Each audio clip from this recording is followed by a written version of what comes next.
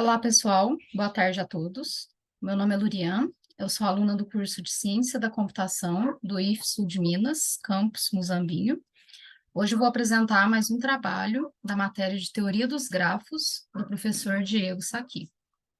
Bom, eu vou iniciar realizando uma comparação entre os algoritmos de Floyd-Warshall e o Dijkstra, abordando diversos tópicos. O primeiro deles refere-se à aplicação de cada algoritmo. Bom, o algoritmo de Floyd-Warshall, ele é empregado na busca dos menores caminhos entre todos os pares de vértices em um grafo. A sua aplicação, ela é relevante em problemas que exigem informações abrangentes sobre os caminhos mais curtos, como na análise de redes e no estabelecimento de rotas. O Floyd-Warshall pode manipular grafos contendo arestas com pesos negativos, desde que não apresentem ciclos de valor negativo. Por outro lado, o Dijkstra é utilizado para encontrar o menor caminho entre um vértice de origem e todos os outros vértices de um grafo. Sua eficácia destaca-se quando o objetivo é determinar o caminho mais curto de um único vértice de origem para todos os demais vértices.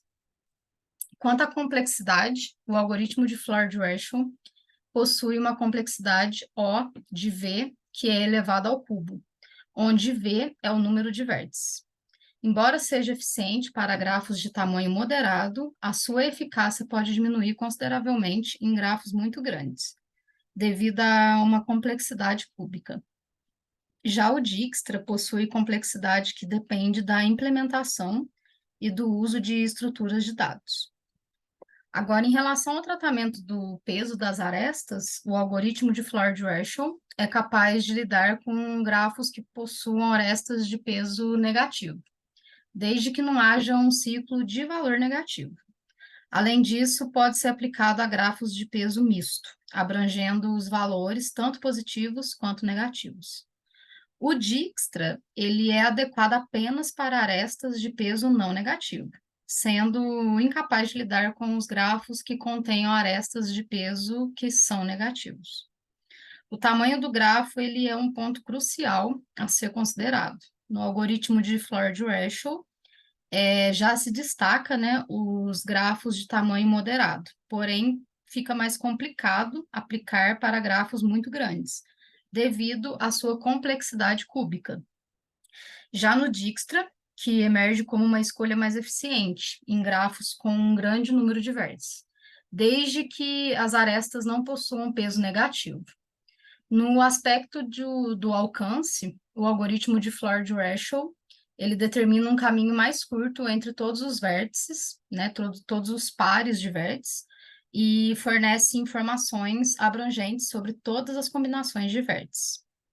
Já o Dijkstra, ele encontra o caminho mais curto de um único vértice, de origem para todos os outros vértices, fornecendo informações mais específicas para esse único vértice de origem. Quanto ao tratamento de ciclos negativos, o algoritmo de Floyd-Warshall, ele pode ser aplicado em grafos com peso negativo e é capaz de identificar ciclos negativos. Já no Dijkstra não lida adequadamente com esses ciclos de valores negativos. Ele já vai resultar em precisões que vão ocorrer ali no decorrer do caminho do algoritmo. Portanto, em casos envolvendo grafos com um grande número de vértices e ausência de arestas de peso negativo, o Dijkstra surge como uma melhor escolha, uma escolha mais eficiente nesse caso. Bom, aí então a seleção entre o Floyd-Warshall e o Dijkstra depende das necessidades e características específicas do problema, que pode estar incluindo aí um tipo de tamanho do grafo, além da necessidade de informações mais abrangentes ou específicas sobre esses caminhos. Cada algoritmo ele possui sua aplicação específica e vantagens, devendo ser escolhido com base nas características do problema que foi abordado. Bom, já uma distinção entre os algoritmos de Bellman-Ford e o Dijkstra revela as abordagens distintas, que são mais notáveis por suas aplicações na busca de caminhos em grafos de natureza moderada.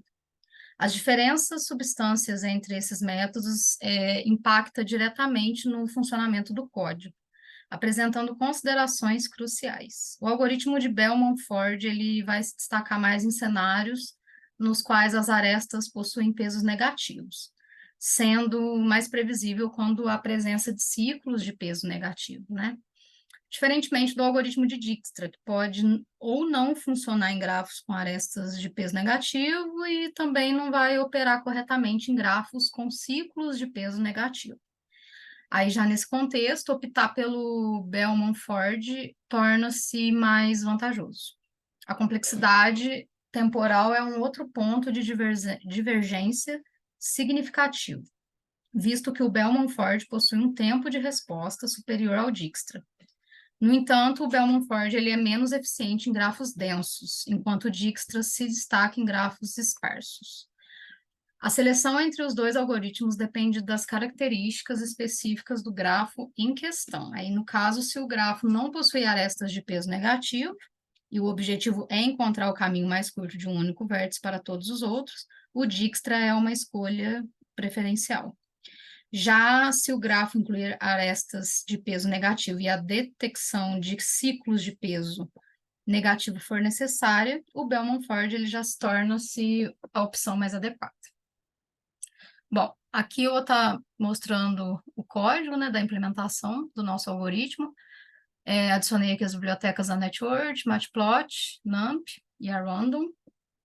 Bom, aqui a gente, né, começa com as arestas.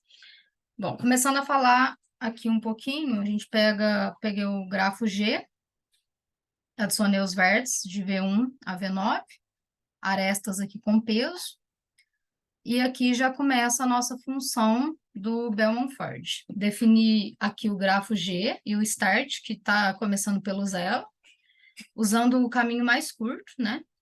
A distância começa no infinito. A nossa distância aqui começa no infinito, e sem o vértice da partida, que começa em zero. Depois o V1 de interações, V-1 de interações, e começando pelo for de -1, e pegando o peso das arestas. Bom, aqui no nosso if, né, se a distância for maior que a outra, retorna a distância. Já na função start, temos o V1, aqui que eu coloquei como a distância mais curta, e depois aqui mostra já a distância que vai ser a mais curta. E depois, mais aqui embaixo, o grafo. Então, basicamente, aqui é o nosso grafo, né? O grafo original. Aqui o resultado da distância, né? Distância de V1 para V1, 0, V1 para V2, 7, por aí vai. Bom, então, basicamente, o algoritmo de Bellman... Deixa eu tirar isso daqui. O algoritmo de Bellman-Ford, ele é para encontrar os caminhos mais curtos de um grafo. Bom, pessoal, este foi mais um algoritmo da matéria de teoria dos grafos. Agradeço pela atenção até aqui e até mais.